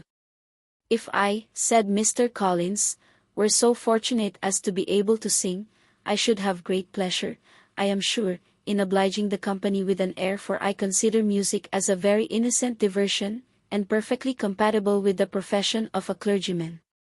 I do not mean," however, to assert that we can be justified in devoting too much of our time to music, for there are certainly other things to be attended to. The rector of a parish has much to do. In the first place, he must make such an agreement for tithes as may be beneficial to himself and not offensive to his patron. He must write his own sermons, and the time that remains will not be too much for his parish duties, and the care and improvement of his dwelling, which he cannot be excused from making as comfortable as possible. And I do not think it of light importance that he should have attentive and conciliatory manner towards everybody, especially towards those to whom he owes his preferment. I cannot acquit him of that duty, nor could I think well of the man who should omit an occasion of testifying his respect towards anybody connected with the family. And, with a bow to Mr. Darcy, he concluded his speech, which had been spoken so loud as to be heard by half the room. Many stared, many smiled, but no one looked more amused than Mr. Bennet himself, while his wife seriously commended Mr. Collins for having spoken so sensibly, and observed in one half whisper to Lady Lucas that he was a remarkably clever, good kind of young man. To Elizabeth it appeared that had her family made an agreement to expose themselves as much as they could during the evening, it would have been impossible for them to play their parts with more spirit or finer success, and happy did she think it for Bingley and her sister, that some of the exhibition had escaped his notice, and that his feelings were not of a sort to be much distressed by the folly which he must have witnessed. That his two sisters and Mr. Darcy, however, should have such an opportunity of ridiculing her relations, was bad enough. And she could not determine whether the silent contempt of the gentlemen or the insolent smiles of the ladies were more intolerable. The rest of the evening brought her little amusement. She was teased by Mr. Collins, who continued most perseveringly by her side, and though he could not prevail on her to dance with him again, put it out of her power to dance with others. In vain did she entreat him to stand up with somebody else, and offered to introduce him to any young lady in the room. He assured her that, as to dancing, he was perfectly indifferent to it, that his chief object was by delicate attentions to recommend himself to her, and that he should therefore make a point of remaining close to her the whole evening. There was no arguing upon such a project. She owed her greatest relief to her friend Miss Lucas, who often joined them, and good-naturedly engaged Mr. Collins's conversation to herself. She was at least free from the offence of Mr. Darcy's further notice, though often standing within a very short distance of her quite disengaged, he never came near enough to speak. She felt it to be the probable consequence of her allusions to Mr. Wickham, and rejoiced in it. The Longbourn party were the last of all accompanied to depart, and by a maneuver of Mrs. Bennet had to wait for their carriage 1/4 of an hour after everybody else was gone, which gave them time to see how heartily they were wished away by some of the family. Mrs. Hurst and her sister scarcely opened their mouths except to complain of fatigue, and were evidently impatient to have the house to themselves. They repulsed every attempt of Mrs. Bennet at conversation, and by so doing, threw a languor over the whole party, which was very little relieved by the long speeches of Mr. Collins, who was complimenting Mr. Bingley and his sisters on the elegance of their entertainment and the hospitality and politeness which had marked their behaviour to their guests. Darcy said nothing at all. Mr. Bennet, in equal silence, was enjoying the scene. Mr. Bingley and Jane were standing together, a little detached from the rest, and talked only to each other. Elizabeth preserved as steady a silence as either Mrs. Hurst or Miss Bingley, and even Lydia was too much fatigued to utter more than the occasional exclamation of "Lord, how tired I am," accompanied by a violent yawn. When, at length, they arose to take leave, Mrs. Bennet was most pressingly civil in her hope of seeing the whole family soon at Longbourn, and addressed herself especially to Mr. Bingley, to assure him how happy he would make them by eating a family dinner with them at any time, without the ceremony of a formal invitation. Bingley was all grateful pleasure, and he readily engaged for taking the earliest opportunity of waiting on her. After his return from London, whither he was obliged to go the next day for a short time, Mrs. Bennet was perfectly satisfied, and quitted the house under the delightful persuasion that, allowing for the necessary preparations of settlements, new carriages, and wedding clothes, she should undoubtedly see her daughter settled at Netherfield in the course of 3 or 4 months. Of having another daughter married to Mr. Collins, she thought with equal certainty, and with considerable, though not equal, pleasure. Elizabeth was the least dear to her of all her children, and though the man and the match were quite good enough for her, the worth of each was eclipsed by Mr. Bingley and Netherfield. Chapter 19. The next day opened a new scene at Longbourn. Mr. Collins made his declaration in form. Having resolved to do it without loss of time, as his leave of absence extended only to the following Saturday, and having no feelings of diffidence to make it distressing to himself even at the moment, he set about it in a very orderly manner, with all the observances which he supposed a regular part of the business. On finding Mrs. Bennet, Elizabeth, and one of the younger girls together soon after breakfast, he addressed the mother in these words: "May I hope, madam, for your interest with your fair daughter Elizabeth, when I solicit for the honor of a private audience with her in the course of this morning?" Before Elizabeth had time for anything but a blush of surprise, Mrs. Bennet answered instantly, "Oh, dear. Yes, certainly. I am sure Lizzie will be very happy. I am sure she can have no objection. Come, Kitty, I want you upstairs." And, gathering her work together, she was hastening away, when Elizabeth called out, "Dear madam, do not go. I beg you will not go.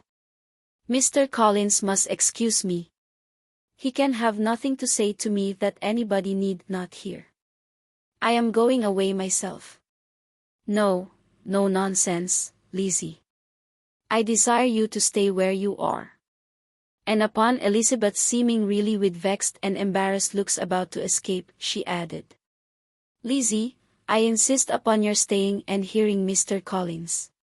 Elizabeth would not oppose such an injunction, and a moment's consideration making her also sensible that it would be wisest to get it over as soon and as quietly as possible, she sat down again and tried to conceal, by incessant employment, the feelings which were divided between distress and diversion. Mrs. Bennet and Kitty walked off, and as soon as they were gone Mr. Collins began. "Believe me, my dear Miss Elizabeth, that your modesty, so far from doing you any disservice, rather adds to your other perfections. You would have been less amiable in my eyes, had there not been this little unwillingness, but allow me to assure you that I have your respected mother's permission for this address. You can hardly doubt the purport of my discourse, however your natural delicacy may lead you to dissemble. My attentions have been too marked to be mistaken. Almost as soon as I entered the house I singled you out as the companion of my future life. But before I am run away with by my feelings on this subject, perhaps it would be advisable for me to state my reasons for marrying, and, moreover, for coming into Hertfordshire with the design of selecting a wife, as I certainly did." The idea of Mr. Collins, with all his solemn composure, being run away with by his feelings, made Elizabeth so near laughing that she could not use the short pause he allowed in any attempt to stop him further, and he continued, "My reasons for marrying are, first, that I think it a right thing for every clergyman in easy circumstances, like myself, to set the example of matrimony in his parish. Secondly, that I am convinced that it will add very greatly to my happiness, and thirdly, which perhaps I ought to have mentioned earlier, that it is the particular advice and recommendation of the very noble lady whom I have the honor of calling patroness. Twice has she condescended to give me her opinion, unasked too, on this subject, and it was but the very Saturday night before I left Hunsford, between our pools at quadrille, while Mrs. Jenkinson was arranging Miss de Bourgh's footstool, that she said, 'Mr. Collins, you must marry. A clergyman like you must marry. Choose properly, choose a gentlewoman for my sake, and for your own let her be an active, useful sort of person, not brought up high, but able to make a small income go a good way. This is my advice. Find such a woman as soon as you can. Bring her to Hunsford, and I will visit her. Allow me, by the way, to observe, my fair cousin, that I do not reckon the notice and kindness of Lady Catherine de Bourgh as among the least of the advantages in my power to offer. You will find her manners beyond anything I can describe. And your wit and vivacity, I think, must be acceptable to her, especially when tempered with the silence and respect which her rank will inevitably excite. Thus much for my general intention in favor of matrimony. It remains to be told why my views were directed towards Longbourn instead of my own neighborhood, where I can assure you there are many amiable young women. But the fact is, that being as I am to inherit this estate after the death of your honored father, who, however, may live many years longer, I could not satisfy myself without resolving to choose a wife from among his daughters, that the loss to them might be as little as possible when the melancholy event takes place, which, however, as I have already said, may not be for several years. This has been my motive, my fair cousin. And I flatter myself it will not sink me in your esteem. And now nothing remains but for me to assure you in the most animated language of the violence of my affection. To fortune I am perfectly indifferent, and shall make no demand of that nature on your father, since I am well aware that it could not be complied with, and that £1,000 in the 4% which will not be yours till after your mother's decease is all that you may ever be entitled to.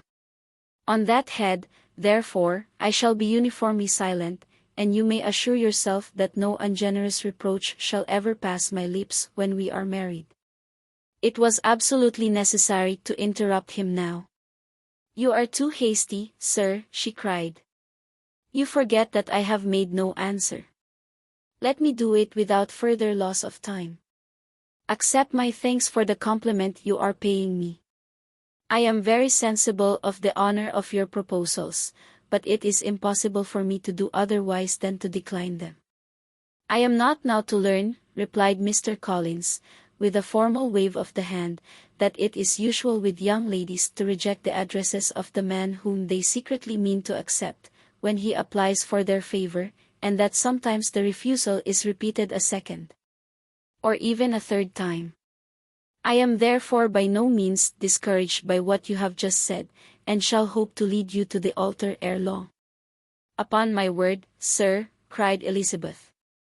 Your hope is a rather extraordinary one after my declaration. I do assure you that I am not one of those young ladies, if such young ladies there are, who are so daring as to risk their happiness on the chance of being asked a second time. I am perfectly serious in my refusal. You could not make me happy, and I am convinced that I am the last woman in the world who could make you so.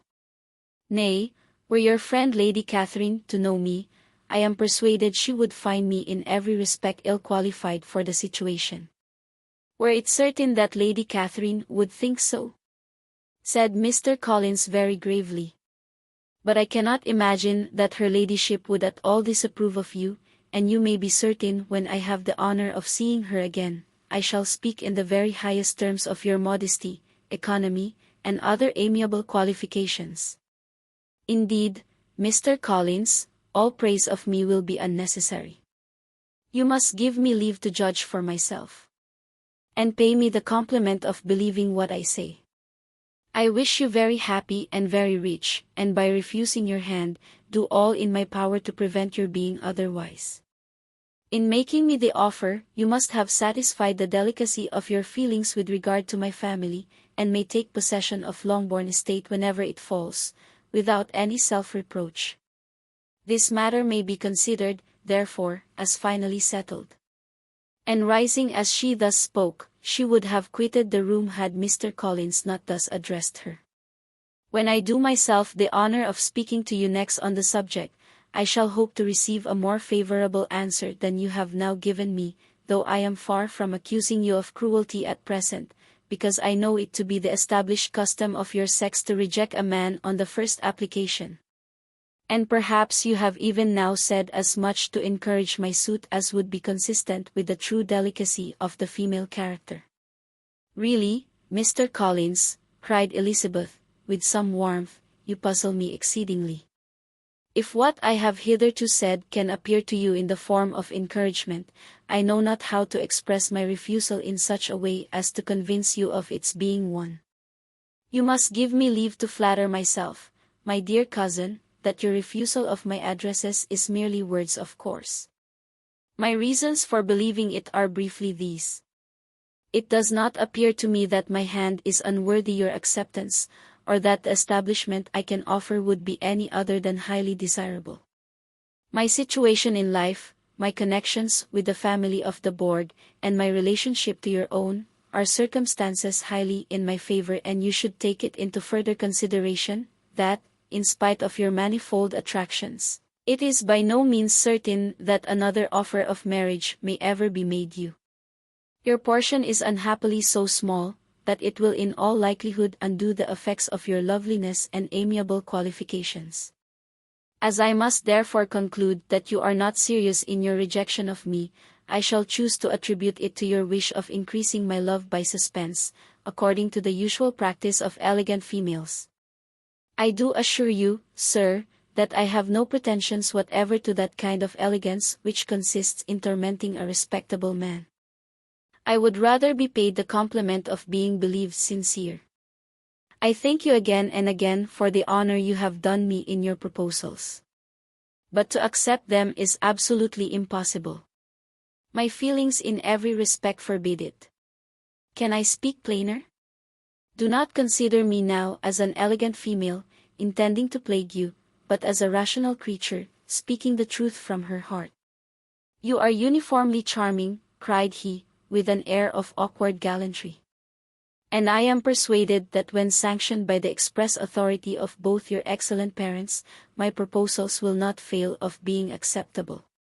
To such perseverance in wilful self-deception Elizabeth would make no reply, and immediately and in silence withdrew, determined, if he persisted in considering her repeated refusals as flattering encouragement, to apply to her father, whose negative might be uttered in such a manner as to be decisive, and whose behavior at least could not be mistaken for the affectation and coquetry of an elegant female. Chapter 20. Mr. Collins was not left long to the silent contemplation of his successful love. For Mrs. Bennet, having dawdled about in the vestibule to watch for the end of the conference, no sooner saw Elizabeth open the door, and with quick steps pass her towards the staircase, than she entered the breakfast-room, and congratulated both him and herself, in warm terms, on the happy prospect of their nearer collection. Mr. Collins received and returned these felicitations with equal pleasure, and then proceeded to relate the particulars of their interview, with the result of which he trusted he had every reason to be satisfied, since the refusal which his cousin had steadfastly given him would naturally flow from her bashful modesty and the genuine delicacy of her character. This information, however, startled Mrs. Bennet. She would have been glad to be equally satisfied that her daughter had meant to encourage him by protesting against his proposals, but she dared not to believe it, and she could not help saying so. But depend upon it, Mr. Collins, she added, that Lizzie shall be brought to reason. I will speak to her about it myself directly. She is a very headstrong, foolish girl, and does not know her own interest, but I will make her know it. Pardon me for interrupting you, madam, cried Mr. Collins. But if she is really headstrong and foolish, I know not whether she would altogether be a very desirable wife to a man in my situation, who naturally looks for happiness in the marriage state. If, therefore, she actually persists in rejecting my suit, perhaps it were better not to force her into accepting me, because, if liable to such defects of temper, she could not contribute much to my felicity. Sir, you quite misunderstand me, said Mrs. Bennet, alarmed. Lizzie is only headstrong in such matters as these. In everything else she is as good-natured a girl as ever lived. I will go directly to Mr. Bennet, and we shall very soon settle it with her, I am sure." She would not give him time to reply, but hurrying instantly to her husband, called out as she entered the library, "Oh, Mr. Bennet, you are wanted immediately. We are all in an uproar. You must come and make Lizzie marry Mr. Collins, for she vows she will not have him, and if you do not make haste, he will change his mind and not have her." Mr. Bennet raised his eyes from his book as she entered, and fixed them on her face with a calm unconcern, which was not in the least altered by her communication. "I have not the pleasure of understanding you," said he, when she had finished her speech. "Of what are you talking?" "Of Mr. Collins and Lizzie. Lizzie declares she will not have Mr. Collins, and Mr. Collins begins to say that he will not have Lizzie. And what am I to do on this occasion? It seems a hopeless business. Speak to Lizzie about it yourself. Tell her that you insist upon her marrying him. Let her be called down. She shall hear my opinion." Mrs. Bennet rang the bell, and Miss Elizabeth was summoned to the library. "Come here, child," cried her father, as she appeared. "I have sent for you on an affair of importance. I understand that Mr. Collins has made you an offer of marriage. Is it true?" Elizabeth replied that it was. "Very well. And this offer of marriage you have refused?" "I have, sir." "Very well. We now come to the point. Your mother insists upon your accepting it. Is it not so, Mrs. Bennet?" "Yes, or I will never see her again." "An unhappy alternative is before you, Elizabeth. From this day you must be a stranger to one of your parents. Your mother will never see you again if you do not marry Mr. Collins, and I will never see you again if you do." Elizabeth could not but smile at such a conclusion of such a beginning. But Mrs. Bennet, who had persuaded herself that her husband regarded the affair as she wished, was excessively disappointed. "What do you mean, Mr. Bennet, by talking in this way? You promised me to insist upon her marrying him?" "My dear," replied her husband, "I have two small favors to request. First, that you will allow me the free use of my understanding on the present occasion. And, secondly, of my room. I shall be glad to have the library to myself as soon as may be." Not yet, however, in spite of her disappointment in her husband, did Mrs. Bennet give up the point. She talked to Elizabeth again and again, coaxed and threatened her by turns. She endeavored to secure Jane in her interest, but Jane, with all possible mildness, declined interfering, and Elizabeth, sometimes with real earnestness, and sometimes with playful gaiety, replied to her attacks. Though her manner varied, however, her determination never did. Mr. Collins, meanwhile, was meditating in solitude on what had passed. He thought too well of himself to comprehend on what motive his cousin could refuse him, and though his pride was hurt, he suffered in no other way. His regard for her was quite imaginary, and the possibility of her deserving her mother's reproach prevented his feeling any regret. While the family were in this confusion, Charlotte Lucas came to spend the day with them. She was met in the vestibule by Lydia, who, flying to her, cried in a half-whisper, "I am glad you are come. For there is such fun here. What do you think has happened this morning? Mr. Collins has made an offer to Lizzie, and she will not have him." Charlotte had hardly time to answer before they were joined by Kitty, who came to tell the same news, and no sooner had they entered the breakfast-room, where Mrs. Bennet was alone, than she likewise began on the subject, calling on Miss Lucas for her compassion, and entreating her to persuade her friend Lizzie to comply with the wishes of all her family. "Pray do, my dear Miss Lucas," she added in a melancholy tone, "for nobody is on my side. Nobody takes part with me. I am cruelly used. Nobody feels for my poor nerves. Charlotte's reply was spared by the entrance of Jane and Elizabeth. "Ay, there she comes," continued Mrs. Bennet, looking as unconcerned as may be, and caring no more for us than if we were at York, provided she can have her own way. "But I tell you what, Miss Lizzie, if you take it into your head to go on refusing every offer of marriage in this way, you will never get a husband at all. And I am sure I do not know who is to maintain you when your father is dead. I shall not be able to keep you.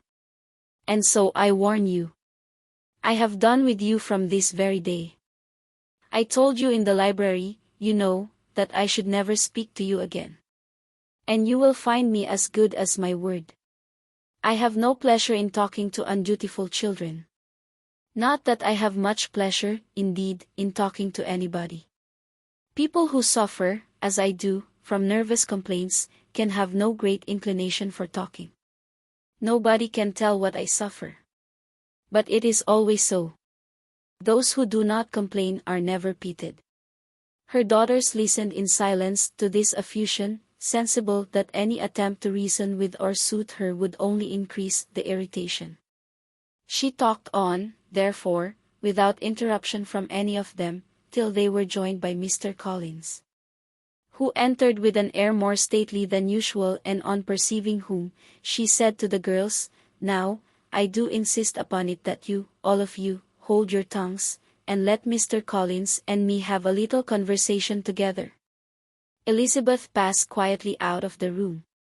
Jane and Kitty followed, but Lydia stood her ground, determined to hear all she could, and Charlotte, detained first by the facility of Mr. Collins, whose inquiries after herself and all her family were very minute, and then, by a little curiosity, satisfied herself with walking to the window and pretending not to hear. In a doleful voice, Mrs. Bennet thus began the projected conversation. "Oh, Mr. Collins." "My dear madam," replied he, "let us be forever silent on this point." "Far be it from me," he presently continued, in a voice that marked his displeasure, "to resent the behavior of your daughter. Resignation to inevitable evils is the duty of us all, the peculiar duty of a young man who has been so fortunate, as I have been, in early preferment. And I trust one am resigned. Perhaps the not less so, from feeling a doubt of my positive happiness, had my fair cousin honored me with her hand. For I have often observed that resignation is never so perfect, as when the blessing denied begins to lose somewhat of its value in our estimation. You will not, I hope, consider me as showing any disrespect to your family, my dear madam, by thus withdrawing my pretensions to your daughter's favor, without having paid yourself and Mr. Bennet the compliment of requesting you to interpose your authority in my behalf. My conduct may, I fear, be objectionable in having accepted my dismission from your daughter's lips instead of your own. But we are all liable to error. I have certainly meant well through the whole affair. My object has been to secure an amiable companion for myself, with due consideration for the advantage of all your family. And if my manner has been at all reprehensible, I here beg leave to apologize.